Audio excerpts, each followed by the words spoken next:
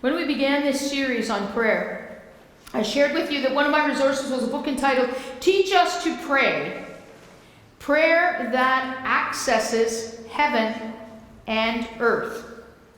The fourth chapter of that book is entitled The Prayer That Turns the World Upside Down. Now, you've heard that phrase already this morning. Well, if you know the words that the band played, we're going to sing it actually.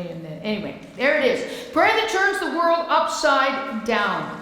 The author references the Lord's Prayer, which we have looked at as a reference point at the beginning of the series. The disciples had asked Jesus to teach them to pray, and Jesus responded with the now very, perhaps too familiar prayer that is known throughout the world as the Lord's Prayer.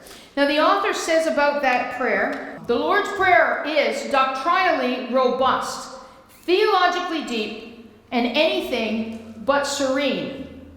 So all the times that we mutter out the Lord's Prayer or we repeat it because we're asked to or those kind of things, he says, it is so much more than that. He said it is anything but tame. Regrettably, our familiarity often blinds us from seeing just how radical, even subversive, this prayer is.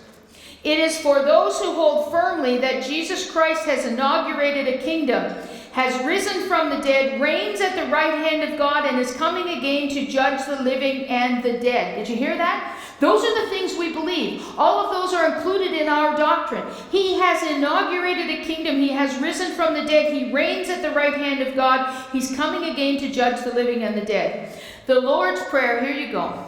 The Lord's Prayer is for revolutionaries. For men and women who want to see the kingdoms of this world give way to the kingdom of our Lord. Now that's pretty powerful.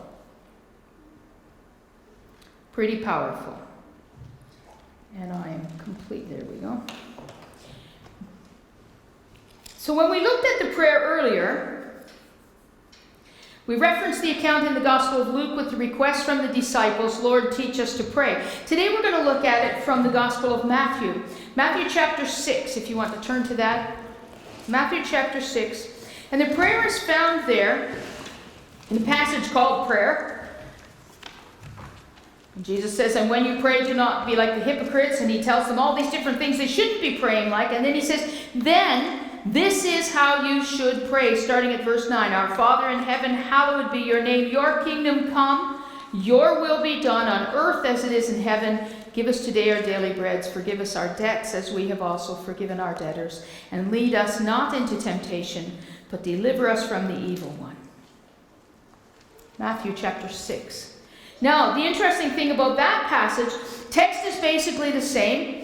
It even begins with that phrase, and when you pray. But one of the things to note here in Matthew's version is that this teaching comes in the middle of the Sermon on the Mount.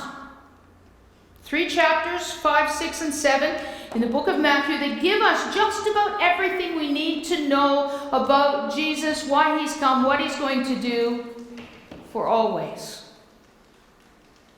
And we tend to look at the Sermon on the Mount in little groups and parcels, pieces.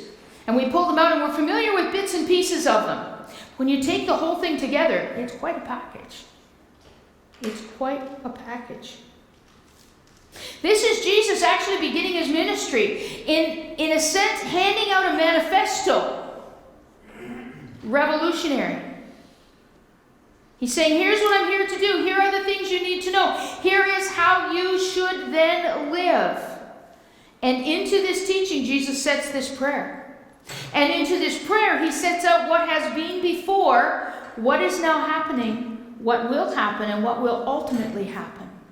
We are living in the what is now happening, and one of the key pieces of the prayer, this prayer that turns the world upside down, is verse 10. Your kingdom come, your will be done on earth as it is in heaven. But what is God's kingdom, and what does it mean to pray for its arrival? We're going to sing, God's soldier marches as to war.